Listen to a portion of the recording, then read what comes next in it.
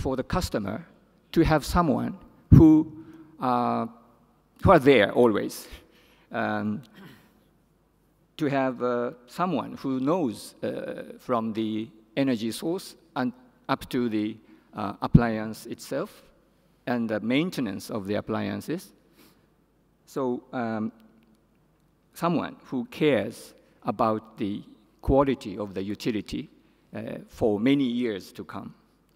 So we place R&D and D&E activities on gas appliances and equipment as a key function of gas marketing. We carefully listen to the customer's voice, requirements, complaints, of course, sometimes, and make every effort to meet and to understand their needs, current needs, and the future expectations. So disruptive or not, new technologies have been always developed while we stand on the customer's site and actually working in and around their premises, factories or plants, and we find the points to be improved. So I am sure this hands-on approach by the utility like us would help here in Southeast Asia for the people, business, community, or whole society to respond to the challenges now faced in this uncertain market. Thank you. Thank you. Okay, we have one more panelist before we open it up to some of the questions, so please give you some thoughts as to the sort of topic that you might like to raise with the panel this afternoon about this whole question of the way in which consumer choice, transition towards a fundamentally different energy system, regulation and policy will interact, and in good ways and possibly in some cases in bad ways. Our last panelist to open the conversation this afternoon is Michael Weinhold. Michael is from Siemens, and there are a few companies better placed in the world to be thinking about the sort of technologies that are going to be at the core of the transition we're talking about, because like a number of other organisations, but Siemens in particular, can look across the whole range of it's not wedded to a particular fuel, but is interested, I think, from my understanding, for the people I've met in Siemens, very much interested in how a range of technologies are going to facilitate the transition we're talking about. And so, Michael, please, if you'd make some introductory comments. Yeah, thank you very much, Tony. Yeah, it's actually about a combination of technologies which cause the disruption. And what is in the heart? It is that the consumer now turns out to be more and more active participant in the energy system, in the electricity system. And what are the enabling technologies that allows the consumer to be more active? Well, we heard it, rooftop solar, for example, in those places where it's possible. We also see now that energy storage technologies like batteries, they reach cost positions, which, for example, in countries like Germany, where retail electricity is quite expensive, we see now every second household PV system being equipped with storage right away. This is a fundamental change. And it's not only that PV systems are being sold to households, it's complete energy systems. So PV, storage, energy system, energy management, that goes here hand in hand. And this, of course, causes reaction across the whole value chain. So, for example, we maximize not only efficiency, but also flexibility of conventional power stations, be it gas, coal. We make the grids more flexible in a way that, on the one hand, we can push more power through the grid. For example, we are now able to convert AC grids into DC grids using the same right-of-way, but we can also make them significantly more intelligent. And this leads me to maybe the most important disruption that we are witnessing nowadays is the digitalization. And why is that? With the digitalization, we can now much better and much faster develop hardware, forecast systems. We can integrate and run much more complex renewables and overall manage tremendous system complexity. And digitalization also helps integrate the consumer, making him active via demand-side management schemes. But it also, and that's quite fascinating nowadays, enables the consumer himself or herself to team up with others and, like a swarm, share, for example, storage or photovoltaic power production. And those technologies that are, for example, experimented with, this is just happening as we are talking, these technologies are known from financial industry, for example. It's like blockchain, the blockchain algorithm, this is being experimented with. And this is really a tremendous development. The consumer not only turns active, because he can now much better respond to system demands or can now become a produce, but the consumer now also will become opportunities to become part of a swarm, of a shared economy. So fascinating times we are in, and very fast-moving times. It's not a slow development. As the innovation cycles, in especially the digitalization space, it's like half a year. So very, very fast-moving developments. I guess in a sector where historically a lot of the big investment was long-lived assets, in which clear regulatory certainty, if you like, was one of the key underpinnings of investment, that is all being challenged. I guess I'd come back to this question of consumer behaviour. Now, I mentioned a few minutes ago that only a couple of weeks ago there was a statewide blackout in South Australia in the city of Adelaide. Some of you may have even visited that beautiful city. And the power was out across the entire state and in Adelaide for about 4 or 5 hours. Turned out that Adelaide also is one of the places in Australia and in the world with one of the highest uptakes of rooftop solar PV. Now that was driven, as in many parts of the world, by very favourable feed-in tariffs for domestic rooftop solar. But in fact, they were very generous and the uptake was very high, to the extent that between 25 and 40% of households actually put in PV. And the size of the system has increased from about 1.5 kilowatts to close to 5 kilowatts. Now, that's getting to be a pretty large roof, as you'd understand. But increasingly, some people had batteries, and so those people in Adelaide a couple of weeks ago who had solar PV and somewhere between 3 and 7 kilowatt-hour batteries were fine. Not surprisingly, after the event, the order book for companies selling these systems went up quite dramatically. So consumer behaviour might have changed already as a result of the generosity of nature in providing that storm that put out the power system. I guess I'm interested, though, because it seemed to me that without that sort of event, I'm not sure that consumer behaviour actually, do people really care about electricity that much? I mean, the actual electricity itself is the same regardless of where it comes from. I mean, you turn the light on, you turn your cooker on, you basically put your air conditioning on. Yes, there are some differences in the emissions intensity and stuff. That's the thing politicians worry about. Most consumers really don't care much.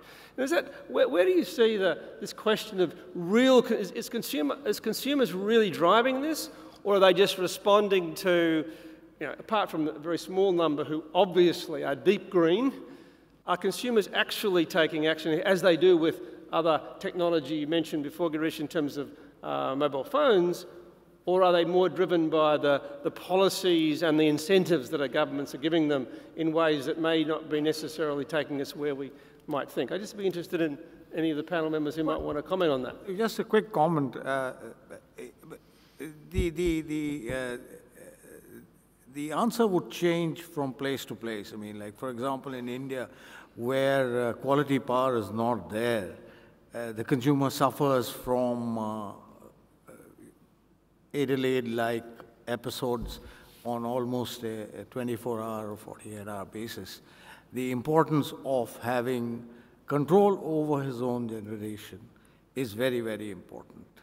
Now, what I liked, just before I leave it, is what I liked about our friend from Osaka is that kind of a utility is what's required.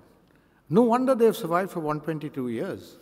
I mean, that utility is what is required. Unfortunately, utilities we have today, and please, I'm talking mostly in my context. I mean, please don't understand, extend this. But what happens with the utilities in India is that they are looking at a very, very, very short-term horizon. And the second is the attitude to the consumer. The attitude to the consumer is one of dispensation of largesse, that we are giving and be happy in what you're getting. I'm sorry, but this is the way it is. And that's why I said this kind of renewable technology coming in is going to disrupt the already existing utilities. Yeah. Maybe I can add on this because in Germany we have a tremendous amount of photovoltaics. We have in fact more than 1.5 million photovoltaic power plants owned by more than 1.5 million people. In the German state where I live, we have per citizen, we have 1 kilowatt peak of photovoltaics. For 1 kilowatt peak, by the way, you need around about 6-7 square meters. So it's not that much space, actually. And you also see now people who live in apartment houses that they put up panels on their balconies. So we have this new trend of plug-and-play photovoltaics. In some countries it is already allowed. And now how do the utilities react? They react through agility, because they see if they don't assist the consumer, and it's not only the private consumer, it's also the commercial and the industrial consumer. We heard examples of zero carbon emission targets of industry. Also, my company also has this target. So if the utility does not assist and help, it will be others. And therefore, there's a lot of agility, and you will find advertisements on TV where big utilities, which did not have photovoltaics 10 years ago, now advertise that they will service rooftop photovoltaics for the customer. They especially like this model of renting out photovoltaic, because this gives you a long-lasting customer relationship. So there's a lot of agility, especially caused by rooftop and now energy storage coming in. That's the next level, leading to complete energy systems being installed at the customer side. I think another point to bring in is now throw in another introduction of the information, the smart metering side. And so this is an ongoing experiment to understand what do consumers like, how do they react to these new products. One of the neat features in one of the retailing products we offer is to allow the consumers access to electricity generated from rooftops in their own neighborhood. So we advocate that, and also audit all of those transactions and help the customer see you're getting it, it's locally produced, it's clean, and it's affordable. And the customers really want something affordable, but if you make something easy and accessible and it has a nice feature to it that they enjoy, I think they do take, they won't pay that extra huge premium, but they do take a liking of those kinds of introductions and modifications in the products. And so are you about developing your product offering around what you see as that consumer interest, or are you proactively saying, well, here's the product, do you want to buy it? Well, the long-term trend is that these solar generating assets are reliable and great to continue to introduce to the system, and it gives us clean energy, and it gives us affordable energy. Over the life of that PV generator, we certainly can compete on price and providing electricity to customers. So I think that's a huge point of what we want to go and enter the industry, and this is a commodities industry, so a tech guy has to go and jump to each different solution he sees. So I think we don't really have any set points, but we continue to pivot into new solutions, and when we think that resonates, we introduce those deploy them more further into the market. So a portion of which we've realized is to get rooftops. You can't lock down landlords under long-term purchase agreements. It's very difficult. But there's so many customers in a single city that if we take the view as we're an aggregated roof utility, which is what Sun Electric is doing, is a lot easier for us to then create commercial arrangements that bring this forward faster and bring this into the market faster. Okay. Anne? Yes, I think you're right that consumers, at least in Sweden, are not so very interested in electricity. We've done a lot of studies regarding this, and it seems to be the case. Elderly men seem to be more interested, that's at least in Sweden.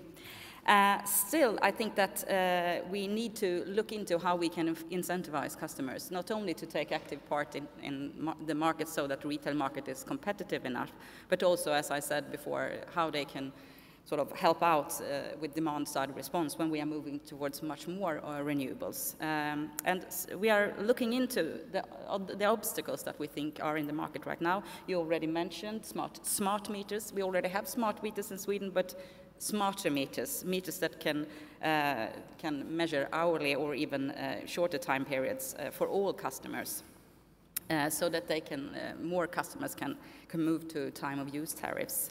We also believe that if the meters have open interface, other players can also come into the market. Energy service companies, they're often called in the EU, they could help consumers with energy efficiency and other services, and we think that if this market starts to fly, this could also be more interesting for the consumers.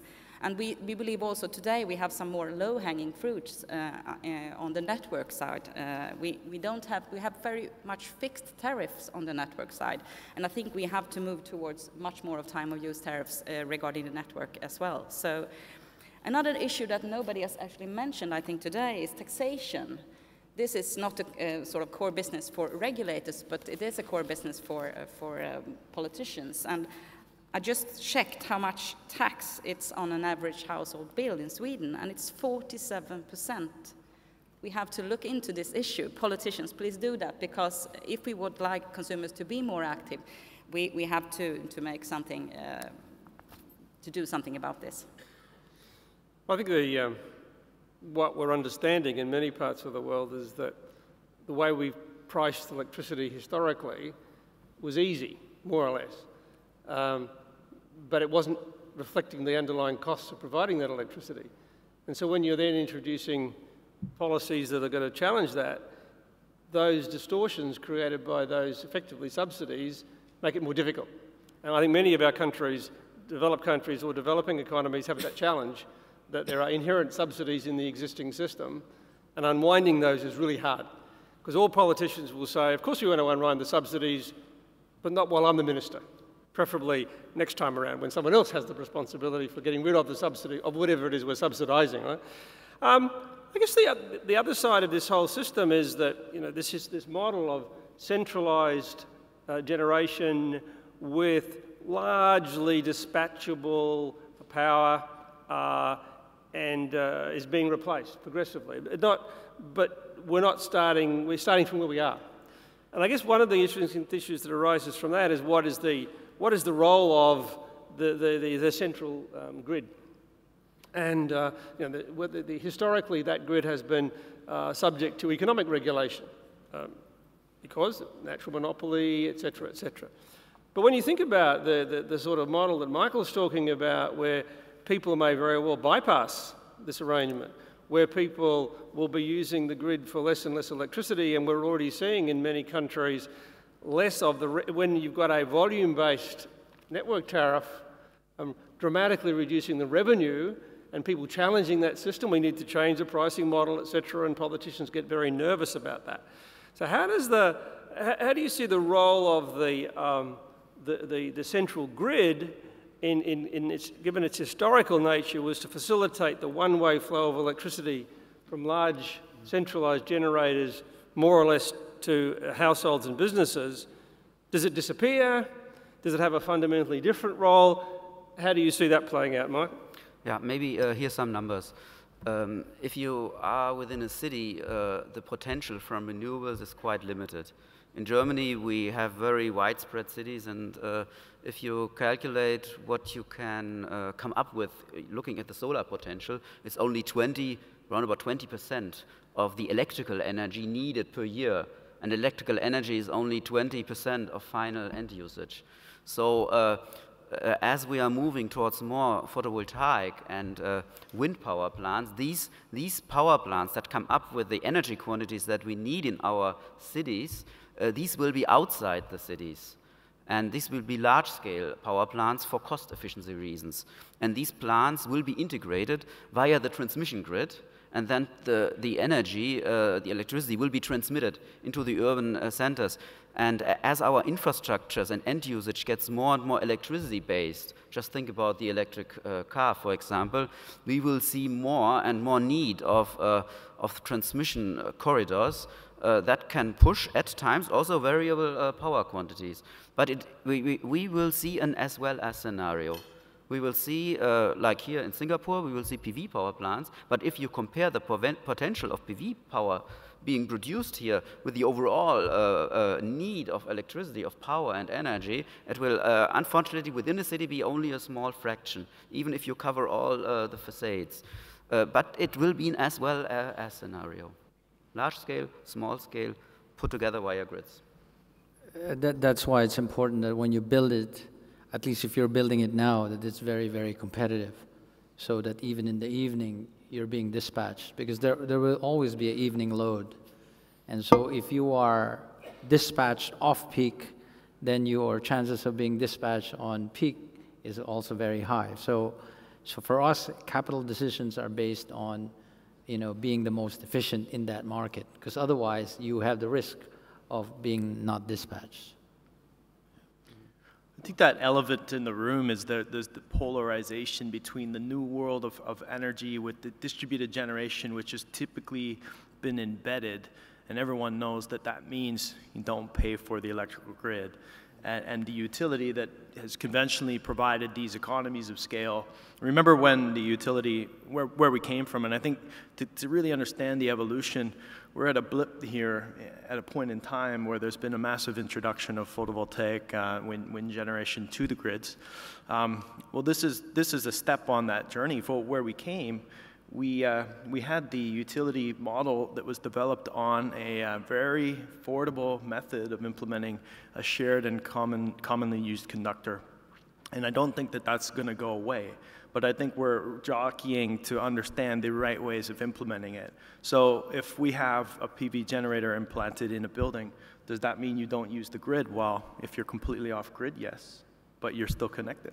Yeah, those are those discussions that utilities and renewable firms need to take. One of the interesting pieces of the component of Sun Electric's business model is that as we're distributing generation among different rooftops in the city, we actually do continue paying grid charges. And that was a small change in the way that we had to develop our own financial models, but it's possible to do it that way. The trick with it seems to me the grid is that in many parts of the world, the thing that was driving the size of the grid wasn't just the energy demand, it was also growing peak demand. And so the grid had to be built pretty much without storage to be as big as the peak was. And increasingly in some parts of the world, as people were using more air conditioning, as people were even using solar PV, that was just getting worse in some sense, and the cost was going up. As we start to see storage, embedded generation and so forth, it may very well be that we can mitigate that investment and reduce peak demand, which would be good for everybody.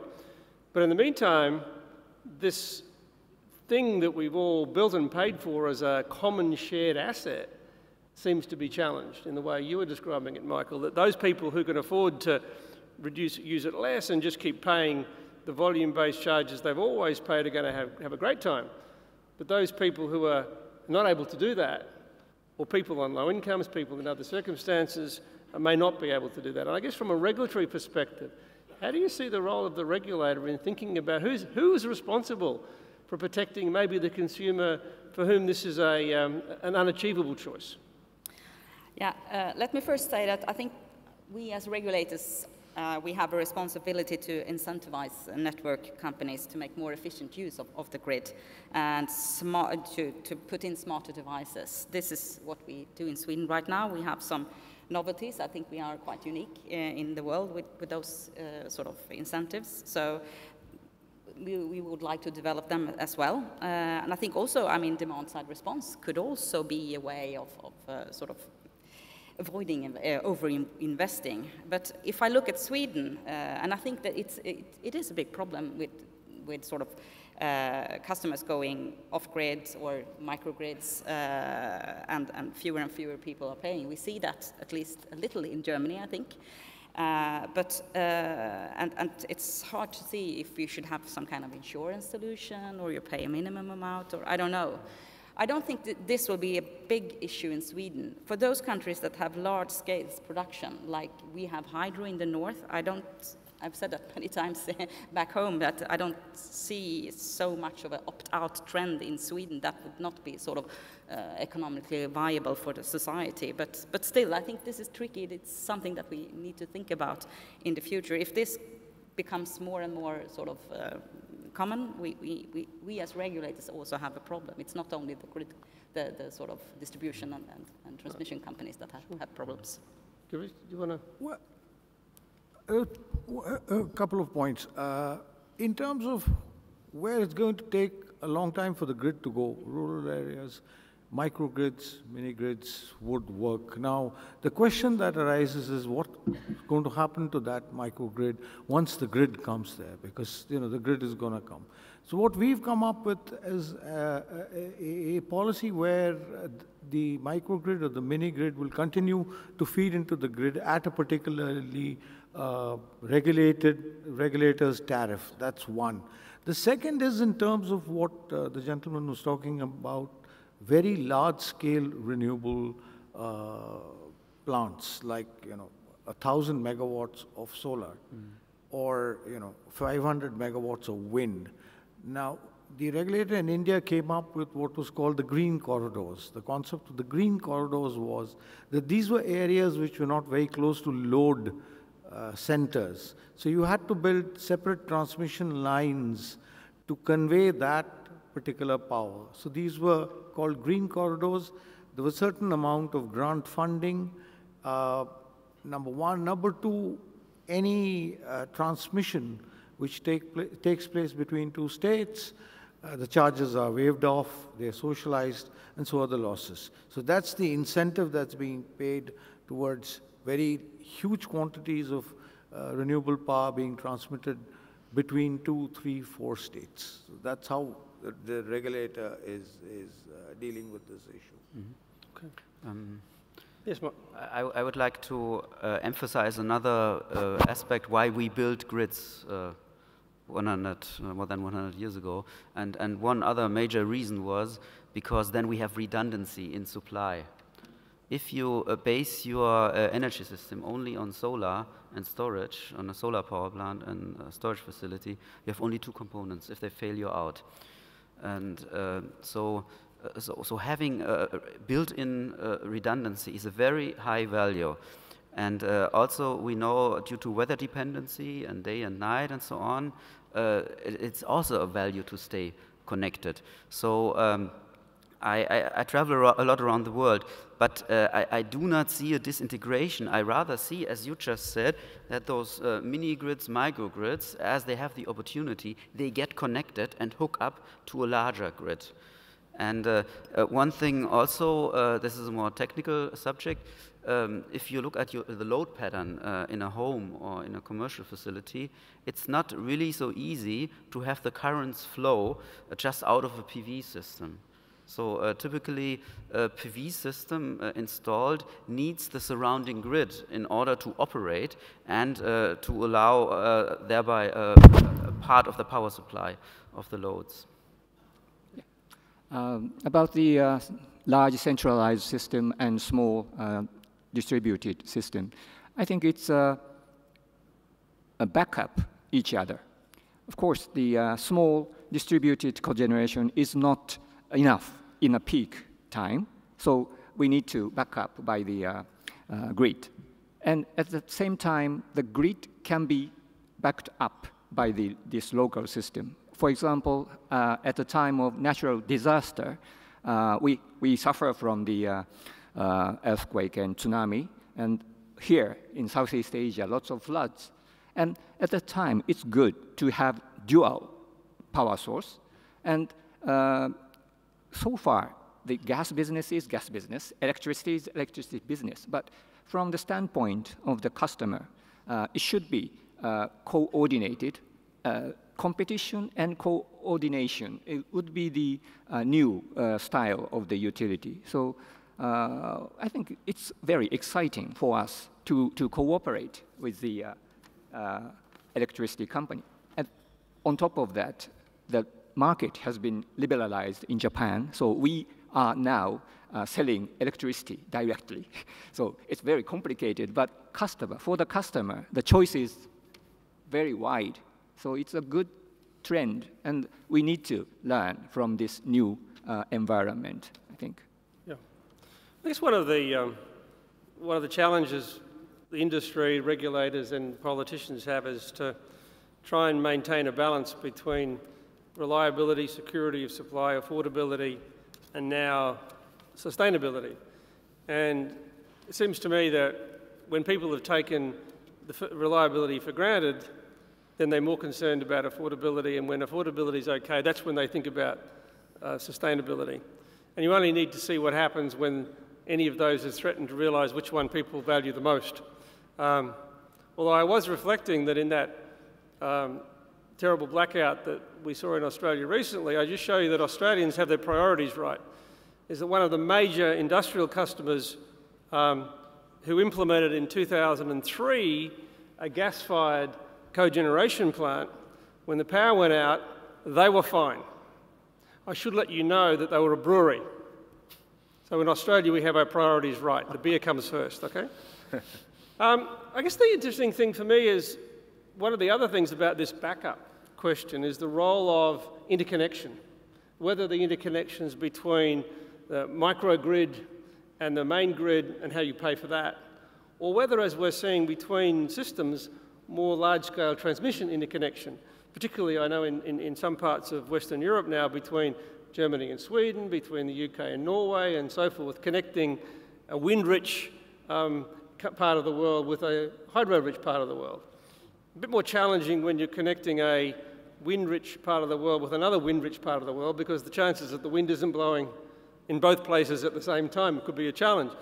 But I guess I'm interested in how you, because many people when they talk about the cost of wind or solar or whatever, don't always consider the cost of intermittency or the cost of the extra infrastructure you may need to supply that backup or that insurance. How do you think about who's responsible for that and how should that be paid for as we make this transition? Has anybody got any particular thoughts about how that should be considered in this transition when we think about, well, you know, wind and solar is already competitive? Well, Matthew, I must apologise. I have called Matthew Michael several times this afternoon. It's okay, Matthew. Tony. Well, yeah, a huge problem. I think that there's a spinning reserve requirement that you'll need to contain synchronous generators to complement that electricity that you can get from renewables. But the renewables are becoming more and more affordable. So there is a need to put the costs of running these primary, secondary reserves and implementing them in the market. So how do you do them? I think that the ultimate goal would be to continue to open the market and allow tech companies to come in. Consumer choice is certainly going to drive capital flows towards those solutions. And that's a bright light at the end of the discussion for us, is to think we know that continually deregulated industries that we are in is leading to a lot of new opportunities, and there is a lot of technology there to support. So if it's a matter for technologies to understand how to implement dispatch with intermittent generators, then they'll go and develop those solutions. Right. Mm-hmm. I'll say something concerning transmission capacity between countries, because I brought it up also in my speak. In the EU, there are actually interconnection targets, 10%, but this is going to go up, I think, because this is one of the sort of key features that we see for well-functioning markets in the future. Sweden is very well placed. We have, I think, a ratio of 30% interconnection with, Norway and the continent. But also we have mechanisms within the EU regulations, something called project of common interests. It's projects that we sort of can co-fund within the EU. So if two countries, if it's an interconnector between two countries and the third country actually gains from it, the third country can also sharing the cost. And the cost is normally, the sort of main rule is to put it on the tariff. The consumer has to pay. But some countries that are less well off, we actually have EU fundings for this as well. So this is a sort of a main issue for the union at the moment. Now, there's obviously going to be some new cost and funding models have to evolve from this process. Does anybody else? Well, just to answer the question that you were talking about in terms of wind on both sides, and then how do you... Well, we've been insisting in India on forecasting and scheduling. This is something that we are insisting on, which reduces the variability to the extent you can forecast and schedule. The second is in terms of the ancillary services that we put in place. So we have, because we are in a position where there's a surplus for the first time, we've put in place ancillary services, and over the last 6 months, they've reached a level of 2,200 megawatts.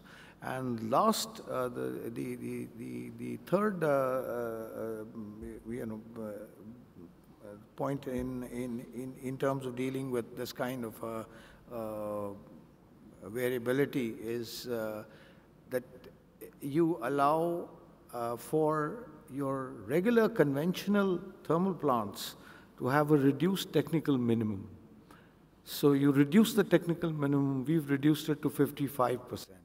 So 55% allows them to then ramp up without losing their incentives. So these are the three areas. Just as you're saying it, we now introduce new technology with which we can ramp down with a gas-fired power station down to 27%. So this is also resulting from the necessity or the requirements that our customers have in such a volatile scenario. Now, coming back to the grids, the solar potential, but also the wind power potential is typically very well cartographed. And therefore, there are a lot of studies available from research institutes, for example, which say what is tapping into the wind and solar potential, what's the minimum grid build out and the minimum storage or backup capacity that we need. So there's a lot already available, and depending on the strategy of a region, it can be realized. In Germany, maybe we made the mistake that we built a tremendous renewable build out, especially wind power in the north, without a major north-south transfer capacity enhancement, and this we have to do now, our homework. But in other countries, I see a very well organized parallel build out of renewables and grids, and that's, I think, the way it should be. Okay, well, I think we've pretty well come to the end of this session. I think as we see this transition unfold and the interplay between policy and regulation, central generation, gas, technology and innovation, there'll be winners and there'll be losers. I certainly trust that the 6 members of our panel end up being on the winning side of this transition. And with that, could you please join me in thanking the panel? Thank you very much, Mr. Wood, for moderating this session as well. As we have for the other panelists as well, we'd like to have a group photograph taken for the entire dignitaries up on stage. And ladies and gentlemen, we're on to the final panel discussion of the day, and that will be on energy financing, bridging the gap. A very interesting topic indeed for this next session. Now, ladies and gentlemen, this would be the last session, but thereafter, of course, we'd like to invite one and all to join us for the networking session that's going to go on in a very, very special place in Singapore, the National Gallery. Again, we've got transport arrangements all done for you to bring you over. Now, moderating this session, ladies and gentlemen, is Dr. Phyllis Yoshida, Fellow for Energy and Technology, Sasakawa Peace Foundation in the US of A.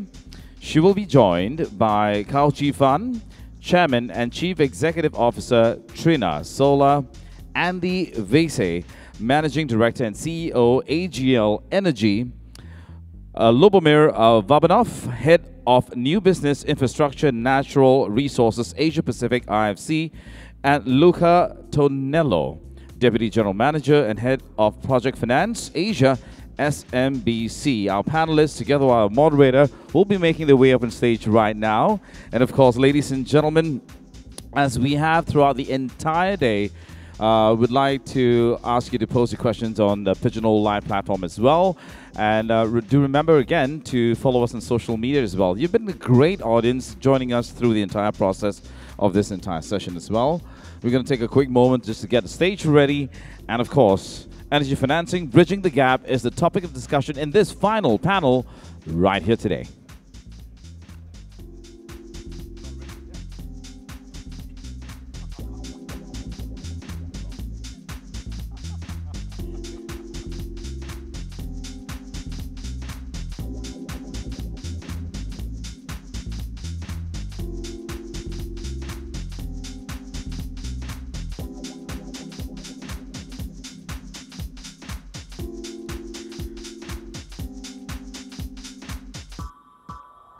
I'm going to use this time, ladies and gentlemen, to talk a little bit about our evening session that will be happening just a little later this evening. Again, we've mentioned several times, it's at 6 p.m. Shuttles will be available from 5:40 at the MBS Port Cochere. All right, just so you know that we've got transport arrangements all done. All right, stage is nice and ready. Right, we now would like to invite you to enjoy this entire session. Dr. Yoshida, over to you. Okay, thank you, everyone. It's always a little hard to be the last session of the day, I think, but we will try to get you awake. Everything that was talked about earlier can't happen unless you can finance it. So this is the panel that sort of wraps everything up. As everyone knows, energy is a major driver of economic growth, and further growth is inevitable, just as the developing countries come up to this parity with the developed world, and all of that will need to be financed. So theoretically, I think we all know what it takes to finance projects: investment readiness, project quality, and group capacity and confidence, availability of developmental risk capital, investment product design and distribution and associated regulatory frameworks, and de-risking of projects and building market for debt finance, for example. Doing that in reality is a little harder, and that's what we'll talk about some today. So what is the reality of trying to finance energy projects in 2016? What recommendations does the panel have for moving and keeping the energy industry, fossil, renewables, energy efficiency in a position that is attractive to the capital market? So I'd like to call on each of our panelists to give a quick statement about who they are, what they do, and their maybe initial views on the financing question. And we'll start with Mr. Gao.